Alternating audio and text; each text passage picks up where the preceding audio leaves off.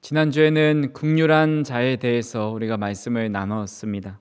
하나님께서 우리를 긍휼히 여기셔서 하나님의 자녀가 되어주셨고 하나님 나라의 백성으로 삼아주셨다라는 사실을 깨닫게 된다면 그 크신 은혜에 힘입어 우리는 이 세상의 사람들, 우리 주변의 사람들을 보면서 긍휼히 여길 수 있습니다. 또한 죽어가는 영혼들을 향해서 긍휼한 마음이 생깁니다. 그렇게 긍휼하게 살아가는 사람은 하나님 앞에 섰을 때 우리를 긍휼히 여겨주시는 복을 누리게 된다고 말씀을 드렸습니다. 오늘은 6번째 복인 마음이 청결한 자에 대해서 말씀을 나눠보고자 합니다. 제가 학창시절 초등학교 때 학교에서 많이 불렀던 노래가 있습니다. 바로 우리의 소원입니다. 아마 성도님들도 학창시절에 이 노래를 많이 부르셨을 겁니다. 우리의 소원은 통일, 꿈에도 소원은 통일, 이 정성 다하여 통일을 이루자. 남과 북이 하나가 되는 마음으로 우리의 소원, 꿈에도 소원, 그것은 바로 통일이다 라고 간절히 바라는 마음으로 불렀던 기억이 납니다. 근데 요즘은 그런 통일을 꿈꾸기보다는 각자의 개인의 그런 성공과 부나 행복을 꿈꾸게 됩니다. 그래서 우리의 소원은 행복, 꿈에도 소원은 행복, 이 정성 다해서 행복을 이루자라고 부르기도 하고, 또 이 안에 성공, 또 돈, 명예, 건강 그런 것들을 넣어서 우리는 각자 바라는 것들을 간절히 바라면서 살아갑니다. 그러면 우리는 그리스도인으로서 우리가 바라야 할 영적인 소원이 무엇일까요? 또 우리가 바라고 싶어 하는 소원은 무엇일까요? 그 중에 하나가 바로 하나님을 보는 것이지 않을까 생각을 해봅니다. 하나님을 우리 사람 대하듯이 한 번만이라도 볼 수 있다면, 차 한 잔 먹고 식사 한 번 할 수 있다면 얼마나 좋을까라는 생각을 해보게 됩니다. 데이비드 그레고리가 지은 예수와 함께한 저녁 식사라는 책이 있습니다. 이 책에서 평범한 직장인 닉 코민스키는 나사렛 예수로부터 저녁 식사 초대장을 받습니다. 친구들에게 이 초대장을 보여주지만 친구들은 누가 장난친 것이 아니냐 하면서 대수롭지 않게 여깁니다. 하지만 그는 그 초대에 응해서 약속 장소에 가서 자신을 예수라고 인사하는 사람과 저녁 식사를 합니다. 식사를 하면서 함께 기독교의 화제들에 대해서 이야기하는 내용이 이 책에 나와 있습니다. 우리도 하나님을 사람 만나듯이 만나서 식사하고 또 함께 차도 마신다면 참 좋을 것 같다라는 생각을 해봅니다. 하지만 하나님은 우리가 볼 수 있는 형태로 존재하시는 분이 아니십니다. 우리는 하나님의 형상대로 창조되었지만 그렇다고 하나님께서 우리 인간과 같은 모습을 하고 있다라는 것은 아닙니다. 하나님은 영으로 존재하시는 분이십니다. 골로새서 1장 15절에 보면 그는 보이지 아니하는 하나님의 형상이시요 모든 피조물보다 먼저 나신 이시니 라고 말씀하고 있습니다. 예수님은 보이지 아니하는 하나님의 형상입니다. 즉 하나님은 형상이 없으신데 이 땅에 오시려고 인간의 몸을 입고 육신의 모습으로 오셨다라는 겁니다. 우리가 예배 시작하면서 제가 늘 읽어드리는 말씀이 있죠. 요한복음 4장 24절에 하나님은 영이시니 예배하는 자가 영과 진리로 예배할지니라. 하나님은 영이라고 말씀하고 있습니다. 근데 오늘 주님은 마음이 청결하면 하나님을 볼 수 있을 것이다 말씀합니다. 하나님은 영이셔서 육신의 눈으로 우리가 볼 수 없지만 주님은 마음이 청결할 때 하나님을 보게 된다 말씀합니다.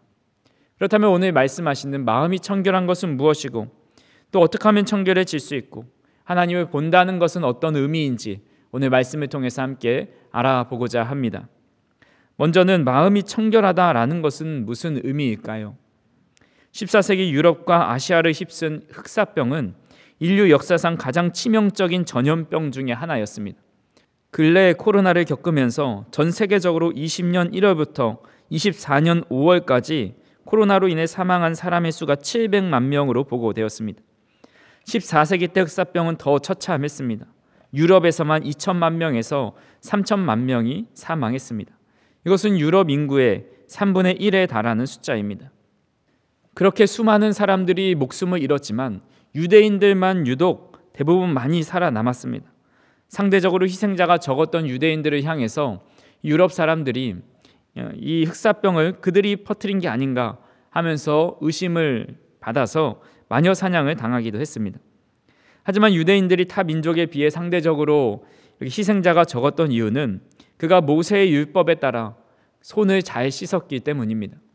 유대인들은 9번에서 10번 그렇게 손을 하루에 씻는 것으로 알려져 있습니다. 매주 안식일 전에 목욕을 했고 집안은 깨끗하게 늘 정리해 놓았습니다. 먹는 것도 돼지는 아예 먹지 않고 또 박쥐와 같은 야생 조류도 먹지 않습니다. 소나 양 같은 것을 먹을 때도 피를 완전히 빼고 깨끗하게 도살한 것만 먹을 수가 있었습니다.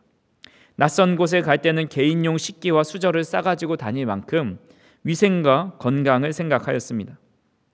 유대인들에게 있어서 이렇게 청결한 삶을 유지하는 것은 그냥 단순히 자신의 위생만을 생각한 것이 아니라 하나님의 말씀을 지켜나가는 그런 율법을 잘 지키는 모습이 바로 이런 청결한 삶이었습니다. 그래서 종교 지도자들은 다른 사람들도 그렇게 청결하게 사는지 늘 눈여겨 지켜보았습니다. 그래서 예수님의 제자들이 손을 씻지 않는 것에 대해서 시비를 걸고 예수님이 손을 씻지 않는 것으로 인하여서 이상하게 여겼다라고 말하는 것처럼 그들은 이 모세의 율법을 잘 지키고 있는지, 청결하게 살아가고 있는지, 금식을 정기적으로 하고 율법을 범하고 있지는 않은지를 잘 주변을 살펴보았다라는 겁니다. 그리고 본인들이 그렇게 잘 지켜나가면 나는 나름 청결하고 의롭고 깨끗한 사람이라고 생각을 한 겁니다. 하지만 주님은 그들을 향해서 이렇게 책망하시지요. 마태복음 23장 27절에서 28절에 화 있을진저 외식하는 서기관들과 바리새인들이여 회칠한 무덤 같으니 겉으로는 아름답게 보이나 그 안에는 죽은 사람의 뼈와 모든 더러운 것이 가득하도다. 이와 같이 너희도 겉으로는 사람에게 옳게 보이되 안으로는 외식과 율법이 가득하도다. 겉은 하얗게 칠한 깨끗한 무덤 같지만 그 무덤 안에는 썩은 시체가 있고 뼈가 있고 온갖 더러운 것들로 가득합니다. 즉 주님께서 말씀하시는 청결은 종교 의식의 청결이 아니라 마음의 청결을 말씀하시는 것임을 우리는 알 수 있습니다. 그러니까 성경에서 의식적으로 청결했던 사람, 또 마음이 청결했던 두 대비되는 인물이 나오는데 한 명은 사울이고 또 한 명은 다윗입니다. 하나님께서 사울을 왕으로 부르실 때 사울은 키가 컸고 용모가 준수하였습니다. 하지만 하나님께서 원하시는 것은 그의 마음이 깨끗한 것이었습니다. 그래서 그에게 새 마음을 부어주셨습니다. 사무엘상 10장 9절에 보시면 그가 사무엘에게서 떠나려고 몸을 돌이킬 때에 하나님이 새 마음을 주셨고 그날 그 징조도 다 응하니라. 사울과 사무엘이 만나서 이야기를 하고 서로 돌아서서 집으로 가려고 할 때 하나님께서는 사울에게 새 마음을 부어주셨습니다. 그가 용모가 뛰어나고 키가 크다 할지라도 하나님께서 원하시는 것은 그가 하나님께서 부어주시는 새 마음을 품고 청결한 마음을 품고 하나님의 백성들을 잘 다스리는 것이었습니다. 그래서 그는 이 청결한 마음, 하나님께서 주신 새 마음을 잘 유지했어야 하는데 하나님의 말씀을 거역하고 자신이 보여지는 모습에 치중하며 늘 죄 가운데 살아갔습니다. 그래서 하나님은 사울의 후손이 아닌 다른 지파에서 새로운 왕을 뽑으실 거라 말씀하시는데 그 기준에 대해서 이렇게 말씀합니다. 사무엘상 13장 14절에 보니까 지금은 왕의 나라가 길지 못할 것이라 여호와께서 왕에게 명령하신 바를 왕이 지키지 아니하였으므로 여호와께서 그의 마음에 맞는 사람을 구하여 여호와께서 그를 그의 백성의 지도자로 삼으셨느니라 하고 하나님의 마음에 맞는 사람을 찾는다 말씀하고 있습니다. 왜냐하면 하나님은 외모를 보지 않고 우리 마음의 중심을 보시기 때문입니다. 그래서 사무엘이 이새의 집에 가서 이새의 아들들을 바라보았을 때 하나님께서는 내가 보는 것은 사람과 같지 아니하니 사람은 외모를 보거니와 나 여호와는 중심을 본다라고 말씀하셨습니다. 하나님은 우리가 세수를 잘 하고 왔는지, 깨끗한 옷을 입고 왔는지, 머리를 감았는지, 혹은 화장을 잘 하고 왔는지, 우리가 팔복을 배우고 있는데 팔복을 외우고 있는지, 성경책을 가지고 또는 헌금을 가지고 주님 앞에 나와왔는지, 그런 외적인 것을 보는 분이 아니라는 겁니다. 우리의 마음의 중심을 보십니다. 우리가 정말 하나님의 은혜를 사모하며 가지고 나왔는지, 심령이 가난하고 애통이 가난하고 온유하고 의에 줄이고 긍휼히 여기는 그런 마음을 가지고 왔는지를 주님은 보신다라는 겁니다. 그렇게 우리가 청결히 해야 할 것은 우리의 외적인 모습이 아니라 우리의 내적인 마음, 심령을 청결하게 해야 한다라는 겁니다. 사울의 뒤를 이어서 하나님의 마음에 맞는 사람으로 택하신 분이 바로 다윗 왕입니다.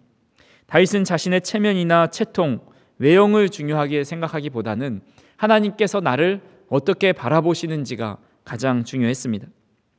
이스라엘의 법궤가 20년 만에 예루살렘으로 돌아왔을 때 다윗은 그 누구보다 기뻐하며 춤추며 하나님을 찬양하였습니다. 근데 그가 그 당시에 입고 있었던 옷이 배 에봇이었습니다. 그림을 보시면 아시겠지만 배 에봇은 간소한 천으로 위아래를 통으로 만든 옷입니다. 요즘으로 치면 얇은 천으로 만든 원피스입니다. 다윗이 법궤가 들어올 때 원피스를 입고 가운데 띠는 둘렀겠지만 띠를 두르고 원피스를 입고 신나게 흥겨워서 춤을 춥니다. 너무 기뻐해서 춤을 추는데 그만 자신이 너무 기뻐서 춤추다가 자신의 그 바지가, 그러니까 치마가 올라갔는지도 모르고 신나게 춤을 추는 겁니다. 그래서 창문에서 지켜보고 있었던 그의 아내 미갈이 이렇게 말을 합니다. 다윗이 자기의 가족에게 축복하러 돌아오매 사울의 딸 미갈이 나와서 다윗을 맞으며 이르되 이스라엘 왕이 오늘 어떻게 영화로우신지 방탕한 자가 염치 없이 자기 몸을 드러내는 것처럼 오늘 그의 신복의 계집종들의 눈앞에서 몸을 드러내셨도다 하니. 그러니까 이 미갈의 말하기를 한마디로 왕은 채통도 없으십니다. 어떻게 수많은 백성들이 계집종들이 바라보고 있는데 그렇게 채통 없이 이렇게 치마가 올라가는 것도 모르고 그렇게 춤을 출 수 있습니까? 라고 말을 하는 겁니다. 그러자 다윗이 말합니다. 사무엘하 6장 21절에 다윗이 미갈에게 이르되 이는 여호와 앞에서 한 것이니라. 그가 내 아버지와 그의 온 집을 버리시고 나를 택하사 나를 여호와의 백성 이스라엘의 주권자로 삼으셨으니 내가 여호와 앞에서 뛰놀리라. 여호와 앞에서 뛰노는 것, 하나님의 시선만 생각하는 것, 하나님 한 분으로 만족해하는 것, 그것이 바로 청결한 마음입니다. 청결한 마음이라는 말을 헬라어로 보면 카타로스라고 합니다. 이것은 깨끗하다, 더러움이 없다, 순결하다, 다른 어떤 요소도 더하거나 섞이지 않았다라는 뜻입니다. 즉 하나님 한 분만 바라보는 마음 외에는 다른 마음이 없는 겁니다. 하나님을 사랑하는 마음 외에는 다른 어떤 불순물도 들어가 있지 않은 겁니다. 남들이 나를 인정하든지 않든지, 혹은 남들이 나를 어떻게 바라보든지, 어떤 시선으로 쳐다보든지, 미래에 대한 걱정이나 돈이나 명예나 성공과 같은 어떤 근심이나 걱정 없이 그저 하나님만 바라보고 하나님으로 가득 찬 마음, 하나님 한 분만으로 만족해하는 이 마음이 바로 청결한 마음입니다. 성경은 우리에게 말씀합니다. 야고보서 4장 8절에 하나님을 가까이 하라. 그리하면 너희를 가까이 하시리라. 죄인들아 손을 깨끗이 하라. 두 마음을 품은 자들아 마음을 성결하게 하라. 두 마음을 품은 자들아 마음을 성결하게 하라라는 말씀은 두 마음을 품지 말고 하나님을 가까이 하는 그 한 가지 마음만 품고 있으라라는 말씀입니다. 그렇게 간절히 바라기는 우리가 하나님을 사랑하는 마음, 한 가지 마음만 품을 수 있기를 바랍니다. 하나님을 사랑함으로써 다른 마음을 품지 않을 수 있기를 바랍니다. 이런 마음을 가진 사람이 바로 청결한 마음을 가진 사람, 불순물이 없고 깨끗한 마음을 가진 사람입니다. 그렇다면 우리는 어떻게 마음을 청결하게 할 수 있을까요? 가장 중요한 것은 우리 스스로 마음을 청결하게 할 수 없다라는 겁니다. 예레미야 17장 9절 말씀입니다. 만물보다 거짓되고 심히 부패한 것은 마음이라 누가 능히 이를 알리오마는. 이 세상 만물이 얼마나 거짓되고 부패한 것이 많습니까? 하루하루 지나가면서 우리는 그런 사회의 부조리나 부패한 모습들, 범죄, 그런 것들을 많이 접하게 됩니다. 부패하고 타락한 세상을 풍자한 예술 작품 중에 하나가 시카고라는 뮤지컬입니다. 시카고 뮤지컬은 1975년 뉴욕 브로드웨이에서 초연되었습니다. 이 작품은 1920년대 미국의 부패한 법정과 언론, 자본주의 사회의 부조리를 블랙 코미디로 표현하고 있습니다. 일반적으로 권선징악으로 끝나는 그런 드라마나 또 예술 작품들이 많이 있었는데 이 작품은 그렇게 아름다운 모습으로 끝나지 않습니다. 변호사는 살인범을 무죄로 만들어버리고 또 공의로 심판을 내려야 할 재판장은 부패하였습니다. 죄가 없었던 헝가리 여인을 사형시키고 살인범을 석방시킵니다. 그렇게 석방된 살인범들은 무죄 판결을 받고 세상에서 무대에 올라서 스타가 되어 많은 사람들의 박수를 받습니다. 시카고는 비도덕적인 인물만 살아남고 잘 되는 것으로 막을 내렸습니다. 이런 뮤지컬 시카고의 이야기는 국중에서의 이야기만이 아닙니다. 과거 모든 역사를 보면 어떤 시대이든 부패하지 않은 적이 없습니다. 아무리 교양적인 시대가 되고 시대가 아무리 발전되었다 할지라도 지금도 여전히 시카고처럼 부패한 이 세상을 우리는 살아가고 있습니다. 그런데 이런 부패한 세상보다 더 부패한 것이 있는데 그것이 바로 우리의 마음이다 말씀하고 있습니다. 이 세상보다 더 부패한 것이 우리의 마음인 이유는 이 세상의 부패가 바로 우리의 마음으로부터 시작되었기 때문입니다. 하나님께서 세상을 창조하시고 최초의 인간인 아담을 창조하셨을 때 그의 마음은 청결하였습니다. 하나님과 대화할 수 있었고 하나님께서 동산을 거니실 때에 하나님과 소통할 수 있었습니다. 하지만 사탄의 유혹으로 아담과 하와는 하나님을 배신하였고 그 마음 가운데 죄가 뿌리 내렸습니다. 땅을 다스리고 정복하는 인간이 부패했기 때문에 온 세상 또한 부패할 수밖에 없는 겁니다. 그렇게 이 세상의 부패함의 근원 원인은 우리 인간의 부패함 때문이라는 겁니다. 우리 마음에 선한 것이 나올 수가 없습니다. 예수님은 마태복음 15장 19절에서 20절에 이렇게 말씀합니다. 마음에서 나오는 것은 악한 생각과 살인과 간음과 음란과 도둑질과 거짓 증언과 비방이니 이런 것들이 사람을 더럽게 하는 것이요 씻지 않은 손으로 먹는 것은 사람을 더럽게 하지 못하느니라. 손을 씻지 않는 것이 더러운 것이 아니라 우리의 죄로 인해서 마음으로부터 나오는 죄악된 모습이 바로 더러운 모습, 정결하지 못한 모습이라는 겁니다. 그렇기 때문에 우리 스스로는 청결해질 수도 깨끗해질 수도 없다라는 겁니다. 우리의 마음이 청결해질 수 있는 유일한 방법은 바로 하나님을 우리 마음 가운데 모시는 것입니다.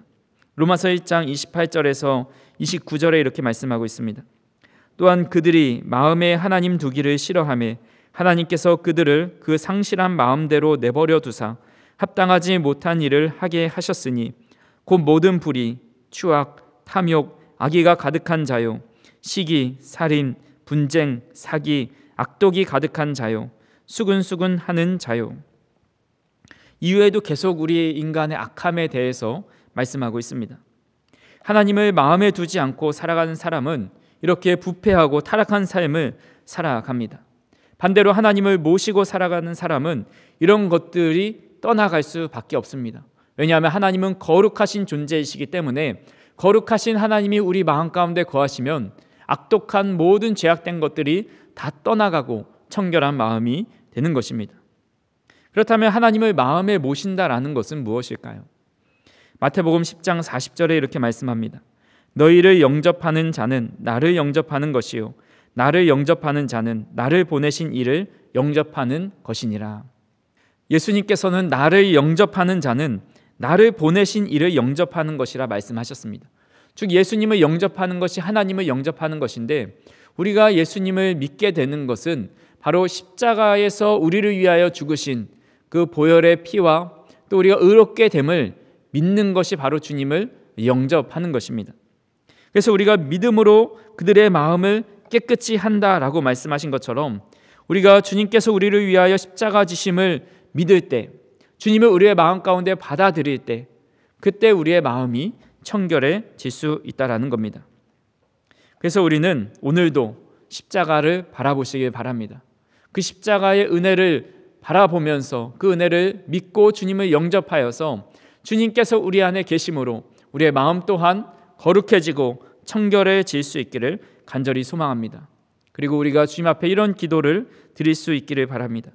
시편 51편 10절에 하나님이여 내 속에 정한 마음을 창조하시고 내 안에 정직한 영을 새롭게 하소서.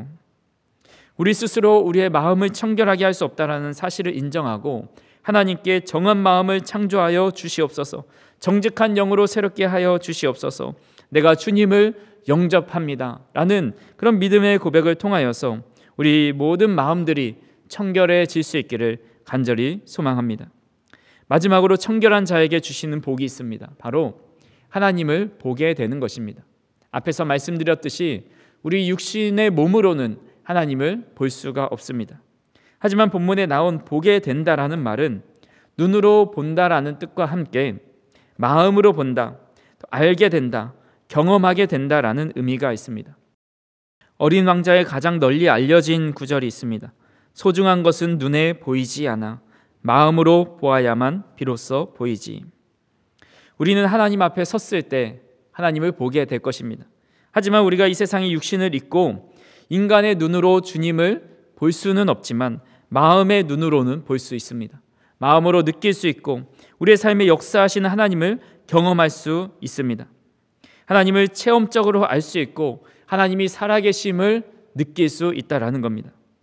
성도님들은 살아가시면서 하나님을 경험하고 계시고 체험하며 그분의 실존을 인정하고 계십니까? 간절히 바라기는 하나님의 실존을 날마다 느끼면서 살아가실 수 있기를 간절히 소망합니다. 만약 그렇지 못하다면 우리의 마음을 한번 점검해 보아야 합니다. 정말 우리의 마음이 두 마음으로 갈라져 있진 않은지, 하나님과 바알 사이에서 머뭇거리고 있진 않은지, 하나님과 물질을 동시에 주인으로 섬기고 있진 않은지 돌아보아야 합니다. 저와 우리 성도님들이 한 마음을 품어서 하나님을 볼 수 있기를 바랍니다. 우리의 일상의 삶에서 하나님을 느끼고 하나님을 체험하고 하나님의 능력을 경험하실 수 있기를 바랍니다. 우리의 가진 육체적인 눈으로 주님을 보지는 못한다 할지라도 늘 마음으로 믿어 의에 이르고 또 주님을 더 영접하고 더 주님을 잘 섬기고 주님의 살아계심을 의심치 않고 살아가는 저와 우리 성도님들이 되기를 간절히 소망합니다. 사랑과 은혜가 풍성하신 하나님, 우리 스스로 마음을 청결하게 할 수 없음을 고백합니다. 이 시간 십자가의 보혈로 우리를 깨끗이 씻겨주셔서 우리의 마음을 청결하게 하여 주시고 우리와 늘 동행하시며 역사하시는 하나님을 마음의 눈으로 보게 하여 주시옵소서. 예수님의 이름으로 기도하옵나이다. 아멘.